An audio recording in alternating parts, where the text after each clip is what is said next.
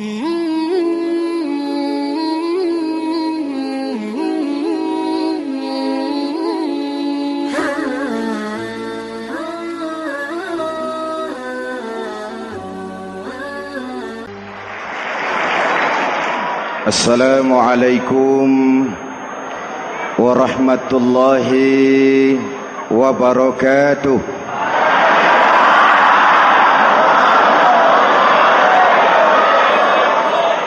Alhamdulillahi rabbil alamin. Wassalatu wassalamu ala asyrafil mursalin Sayyidina wa maulana Muhammadin wa ala alihi wa sahbihi ajmain, amma ba'du. Para ulama yang saya muliakan, hadirin hadirat ma'asyiral muslimin yang saya cintai, banyak kita alami perubahan-perubahan yang terjadi, baik perubahan yang menyangkut sosial budaya, lebih-lebih yang menyangkut sosial politik. Yang tidak banyak mengalami perubahan adalah sosial ekonomi. Bahkan angka kemiskinan kita naik menjadi 3/5 dari total penduduk kita hidup di bawah garis kemiskinan, dan 20% diantaranya miskin mutlak. Perubahan-perubahan yang terjadi menyadarkan kita kepada kebenaran Al-Quran ketika Allah menyatakan wa tilkal ayyamu nudawiluha bainan nas. Hari itu kami putar di antara manusia. Ada saat datang, ada waktu pergi. Ada hari lahir, ada saat kembali, ada waktu dilantik, ada saat menyerahkan jabatan. Hari kami putar di antara manusia dan hidup cuma sekadar menunggu giliran. Soalnya kemudian di tengah perubahan-perubahan yang terjadi begitu cepat, what must we do now?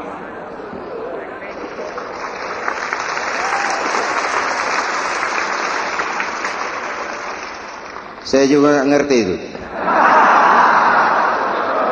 Yang penting kan penampilan. Saudara-saudara kaum muslimin di seluruh tanah air, jadi pemimpin adalah pelayan bagi orang yang dipimpinnya. Okelah, perbaikan ekonomi, pembukaan lapangan kerja baru kita serahkan kepada pemerintah, karena kita percaya mereka orang-orang terpilih belaka yang dipilih dengan kepercayaan akan mampu membawa rakyat keluar dari kesulitan. Amin. Tugas kita sekarang di zaman susah meluruskan akidah. Jangan sampai mbah dukun yang naik ke permukaan. Betul? Islam misinya yang pertama membebaskan manusia dari kemusyrikan. 13 tahun Rasul berjuang di Mekah, menanamkan akidah, meluruskan keyakinan, membentuk iman. 13 tahun membebaskan manusia dari belenggu kemusyrikan. 13 tahun menanamkan la ilaha illallah Muhammadur Rasul dengan seluruh konsekuensinya. Kalau saya yakin tidak ada Tuhan selain Allah, saya tidak akan minta tolong kecuali hanya kepada Allah. Saya tidak akan pernah takut kecuali hanya kepada Allah. Saya tidak akan menggantungkan hidup kecuali hanya kepada Allah. Saya tidak akan minta rizki kecuali hanya kepada Allah. Saya tidak akan melarikan persoalan kecuali hanya kepada Allah. Kalau konsekuen dengan keyakinan ini, mbah dukun nggak dapat tempat.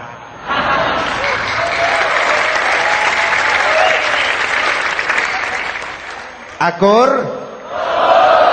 Ayo lihat secara sederhana. saya sandaran di tiang, tiangnya ambruk, sayanya jatuh. Saya sandaran di tembok, temboknya runtuh, saya juga runtuh. Saya sandaran kepada orang kaya, dia jatuh miskin, saya bangkrut. Saya sandaran kepada jenderal, dia pensiun, saya selesai. Tapi kalau saya sandaran hanya kepada Allah, Allah tidak akan pernah miskin, Allah tidak akan pernah lumpuh, Allah tidak akan pernah terpuruk, dan Allah tidak akan pernah berkurang kekuasaannya.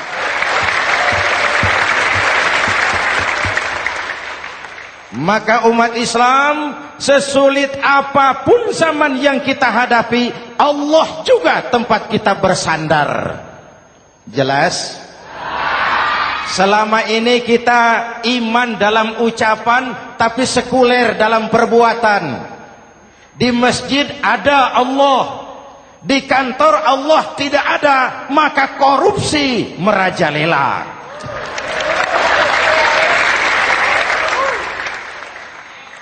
Di masjid ada Allah, di pasar Allah tidak ada, maka timbangan tetap curang.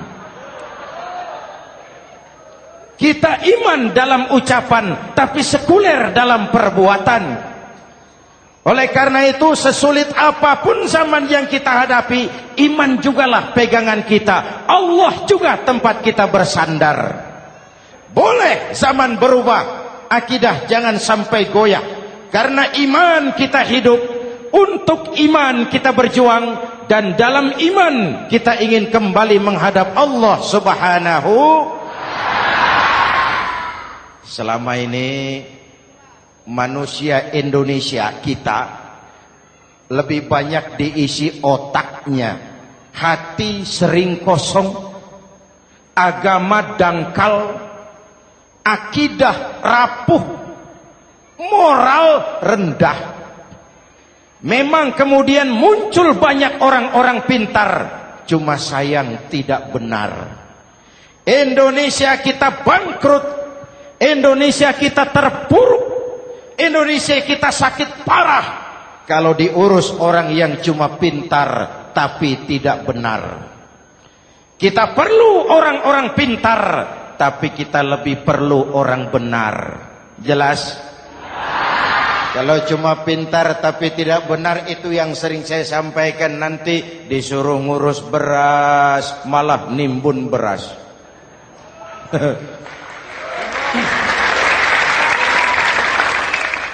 Disuruh ngurus laut malah jadi bajak laut. Disuruh ngurus hutan rame-rame jadi orang hutan. Jutaan hektar hutan Indonesia kita ini merupakan kekayaan sumber daya alam kita yang harus digunakan bagi sebesar-besar kemaslahatan rakyat. Yang disuruh ngurus hukum malah bikin hukum seperti pisau, tajam ke bawah, tumpul ke atas. Jangan heran lalu di masyarakat muncul street justice, pengadilan jalanan, sebagai refleksi dari ketidakpuasan melihat sikap hukum yang sangat berpihak. Kalau yang kecil salah, hukum cepat-cepat ditegakkan.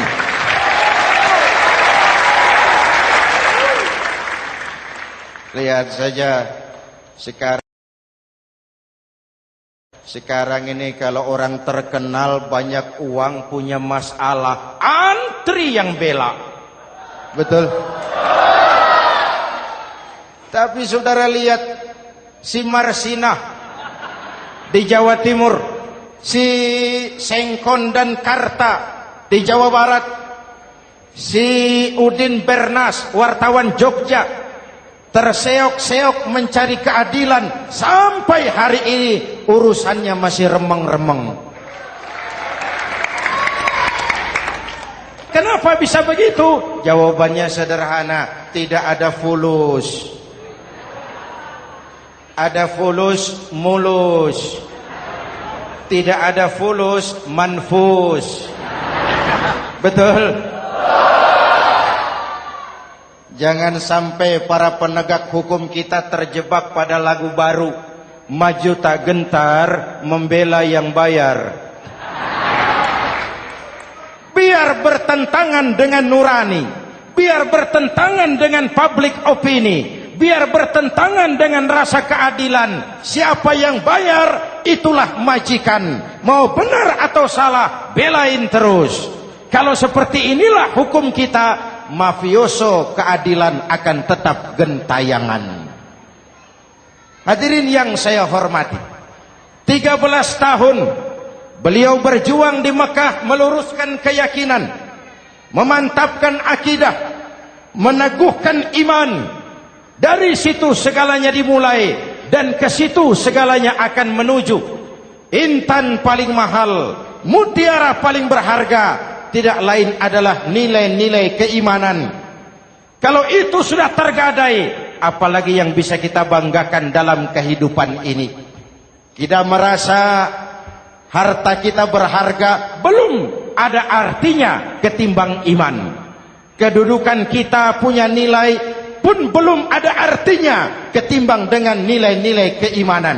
Itu intan paling mahal, itu mutiara paling berharga. Harta baru ada manfaatnya kalau dilandasi dengan iman.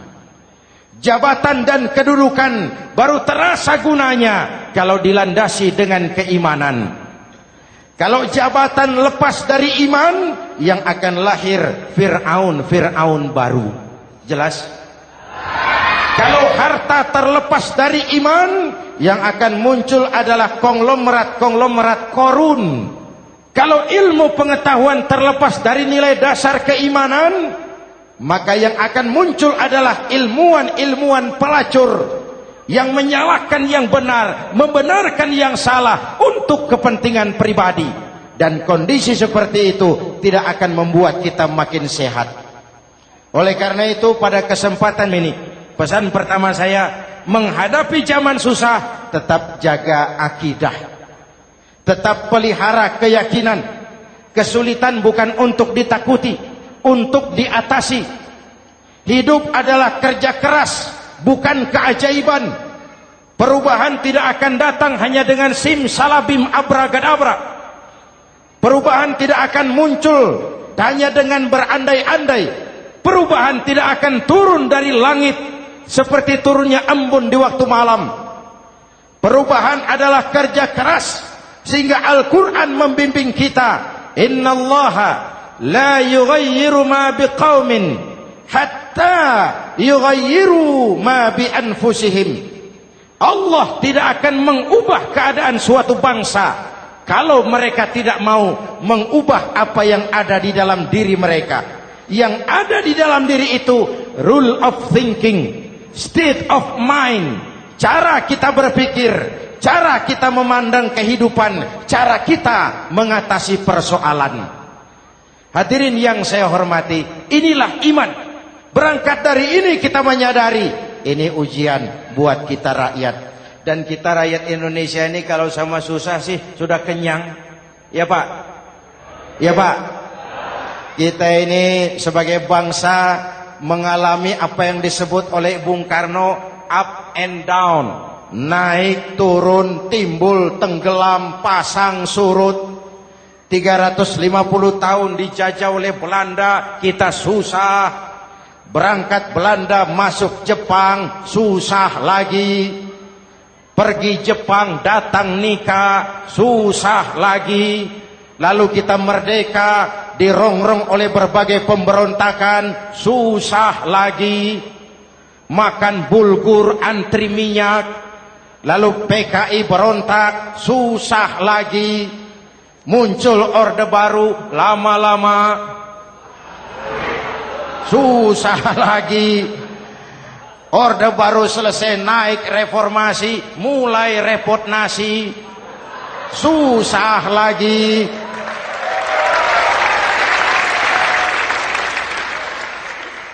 Kalau susah kita ini sudah akrab, sudah intim. Mestinya kalau sudah susah seperti itu, jangan salah sikap menyikapi kesusahan. Jangan sampai kita potong kompas, ambil jalan pintas, terjebak menghalalkan segala cara. Itu tidak akan menguntungkan, itu tidak akan menyelesaikan.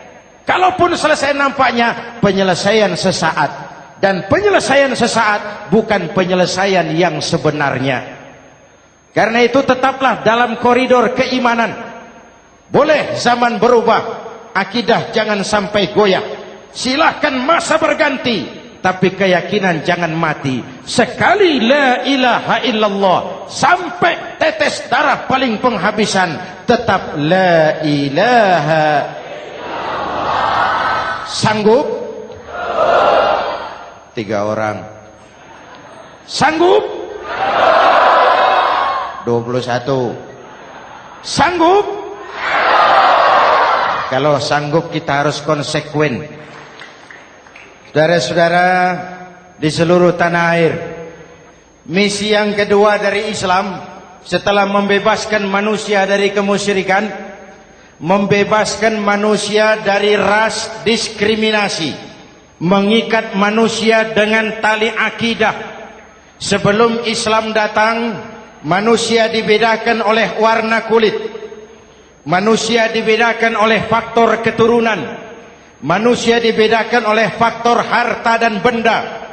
Adalah Rasul yang mengajarkan, innallaha la yanzuru ila suwarikum wala ila amwalikum walakin yanzuru ila qulubikum wa a'malikum. Allah tidak melihat potonganmu, Allah tidak melihat hartamu. Yang Allah lihat itu adalah hatimu dan amal perbuatanmu. Jauh sebelum Amerika teriak-teriak membanggakan apa yang mereka sebut sebagai Declaration of Independence, Nabi sudah mengajarkan kepada kita semua, An-nas kulluhum li Adam wa Adam min turab, la fadla li Arabiyyin ala ujamiyyin illa bittaqwa. Seluruh manusia berasal dari Adam. Adam diciptakan dari tanah. Tidak ada kelebihan Arab dengan yang bukan Arab kecuali takwanya. Jauh sebelum Amerika mencanangkan bahwa semua manusia dilahirkan sama, that all men are created equal. Jauh sebelum itu Islam sudah membebaskan manusia dari ras diskriminasi. Apa dalam konteks kekinian? Menghadapi zaman susah, tetap jaga kerukunan. Ya Pak, ya Bu, oi Bu. Menghadapi zaman susah, tetap jaga kerukunan, baik antar umat seagama, antar umat beragama, maupun antar umat beragama dengan pemerintah. Menjaga kerukunan. Jangan saling sikat sikut di antara kita. Sebab kalau sudah rukun, saya ajak berhitung. 1 ditambah 1 sama dengan, itu matematika namanya. Hasilnya pasti. Tapi angka sosial hasilnya aneh. Saya ubah jadi angka sosial. Ayo kita berhitung lagi. 1 orang takut ditambah 1 orang takut sama dengan 2 orang setengah berani. Kenapa setengah berani? Karena sudah berdua. Tadi kan takut sendiri. Kalau sama-sama takut berkumpul jadi setengah berani. Kalau ditambah 1 orang takut lagi, 1 orang takut ditambah 1 orang takut ditambah 1 orang takut sama dengan 3 orang berani. Kenapa jadi berani? Karena sudah bertiga. Kita yang lemah, kita yang marginal, kita yang dikucilkan, bahkan kita yang dilecehkan, kalau mau rukun kita akan kuat dan tidak bakal dipermainkan orang.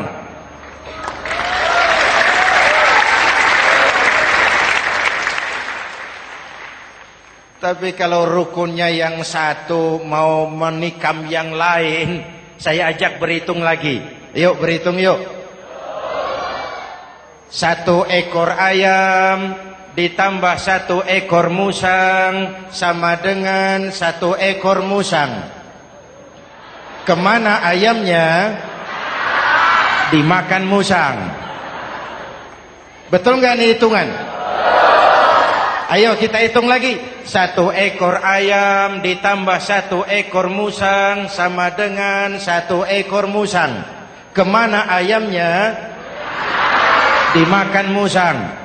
Jadi kalau kita suka kumpul dengan orang yang mau makan kita, selesailah kita.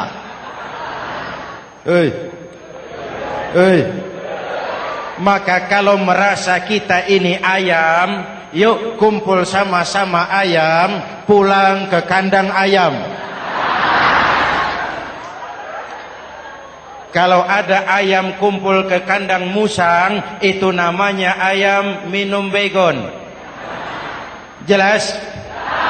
Menjaga kerukunan. Pertama, antar umat seagama, sesama muslim harus saling menjaga, harus saling memelihara.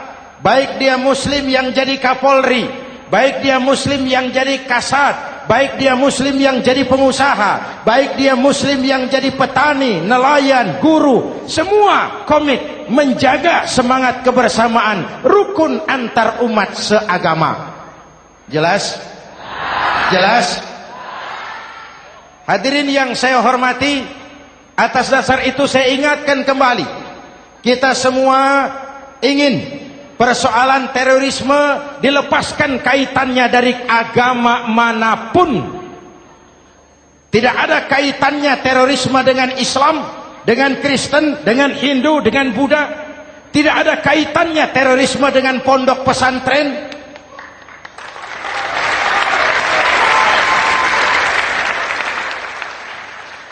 Jangan sampai pesantren jadi kambing hitam.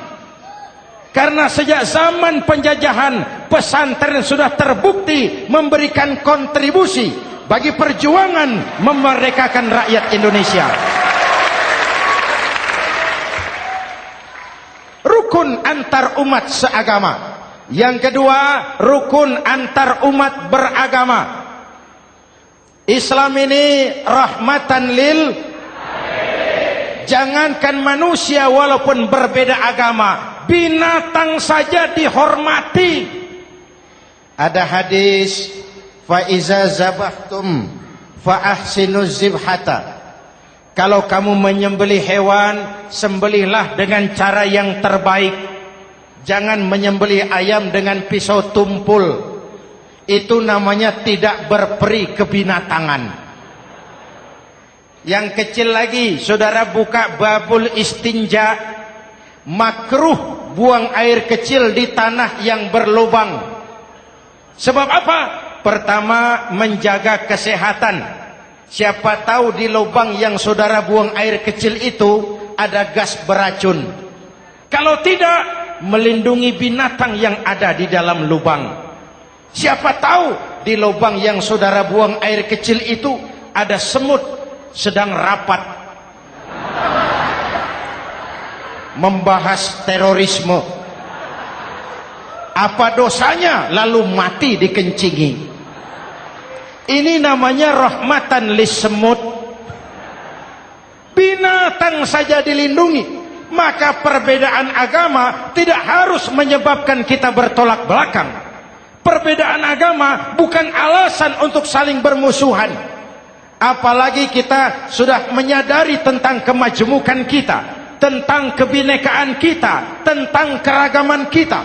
Rukun antar umat beragama. Saling menghormati, saling menghargai, tapi tetap dalam batas lakum dinukum.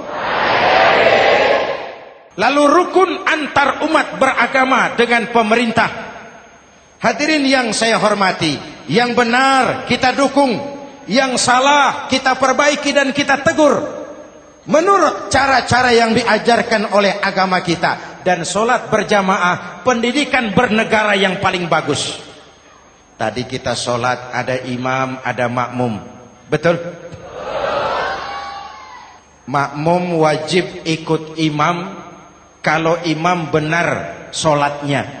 Rakyat wajib ikut pemimpin kalau pemimpin benar mimpinnya. Masyarakat Islam ini loyal. Masyarakat Islam ini bukan pemberontak. Masyarakat Islam ini taat dan setia. Kapan? Kalau imamnya benar. Imam takbir, makmum. Imam ruku, makmum. Imam i'tidal, makmum. I'tidal. Imam sujud, makmum. Tapi kalau imam keliru, mestinya imam ruku malah sujud. Salah imam ini. Tegur. Siapa yang wajib negur? Makmum yang saf terdepan. Anggota DPR.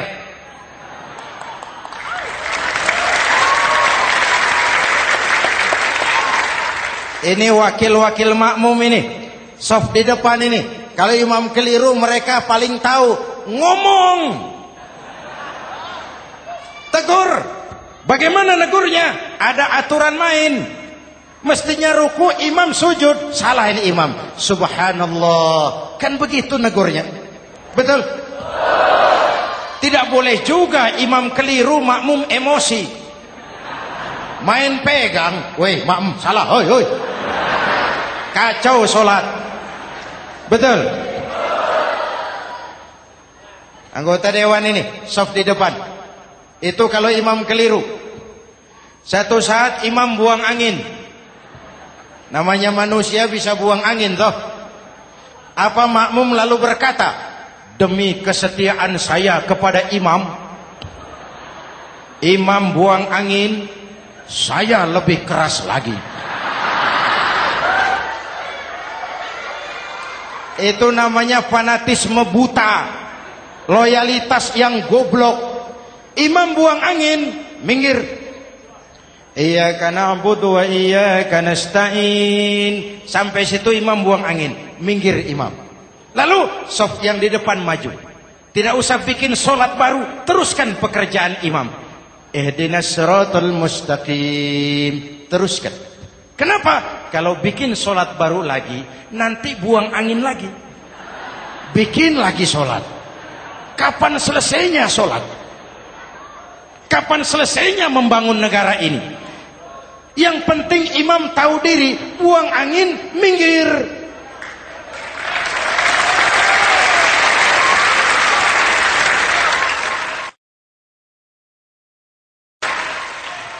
Ini kacaunya sholat berjamaah kita sekarang. Kacaunya negeri kita sekarang. Banyak imam sudah buang angin, gengsi. Diam aja merasa nggak punya salah. Dikasih tahu sama makmum, imam tadi buang angin ya, malah jawab sedikit. Apa kalau sedikit lalu tidak batal sholat itu? Mekanisme kehidupan sosial yang diatur lewat tuntunan sholat berjamaah. Sehingga Nabi berpesan, kun imaman muta'an au ma'muman muti'an fala takun thalisan jazu'a. Kalau jadi pemimpin, jadilah pemimpin yang ditaati. Kalau jadi makmum, jadilah makmum yang mentaati. Jangan jadi golongan ketiga pemecah belah. Di depan tidak jalan, di belakang takut, ditaruh yang di tengah, di depan didorong, yang belakang ditendang. Ini namanya biang kerok. Saudara-saudara, dari uraian singkat ini saya ambil beberapa catatan pokok. Pertama, kalau ada intan paling mahal, kalau ada mutiara paling berharga dalam hidup kita, itu tidak lain adalah karena keyakinan. Hidup jadi indah, hidup jadi berharga, hidup jadi berarti kalau didasari atas sebuah keyakinan. Dan keyakinan itu tidak lain adalah nilai iman kita, akidah kita kepada Allah Subhanahu wa ta'ala. Yang kedua, tetap menjaga kerukunan. Sesulit apapun zaman yang kita hadapi, kita tetap harus menjaga semangat kebersamaan. Kita harus tetap menjadi lem perekat yang menjaga keutuhan, baik sebagai bangsa maupun sebagai umat. Perbedaan adalah wajar, harus dihormati sebagai ciri kehidupan berdemokrasi.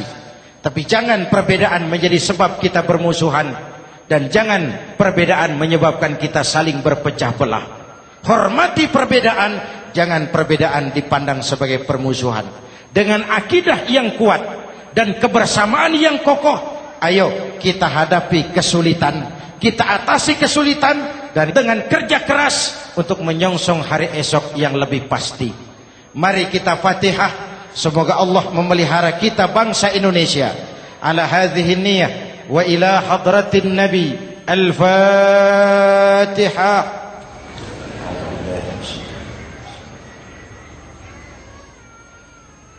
Iyyaka na'budu wa iyyaka nasta'in. Ihdinas siratal mustaqim. Siratal ladzina an'amta 'alaihim.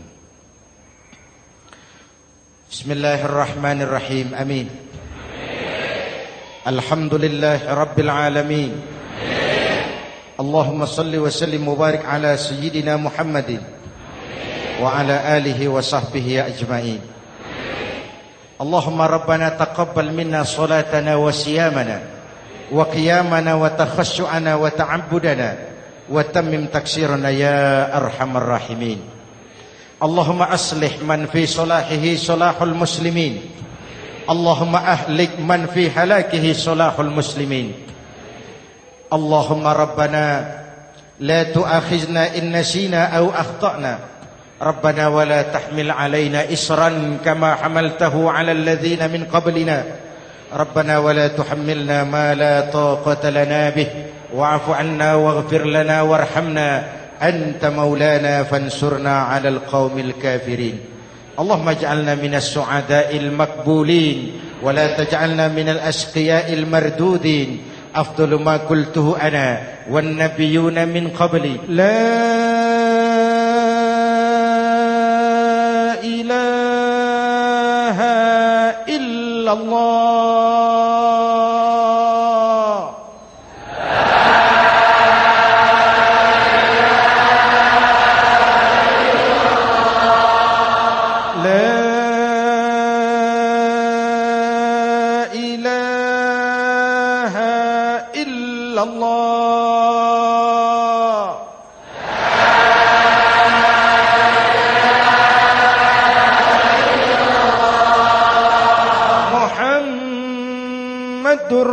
Rasulullah.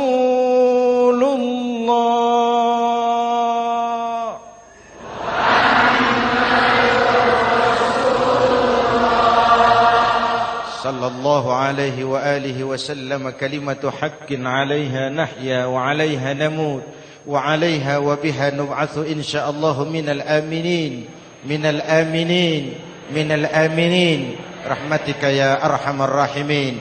Sallallahu ala sayyidina Muhammad wa ala alihi wa sahbihi ajma'in. Ana rabbika rabbil izzati amma yasifun. Salamun alal mursalin. Walhamdulillahi rabbil alamin. Jumpa lagi di lain kesempatan insyaallah. Wassalamualaikum warahmatullahi wabarakatuh.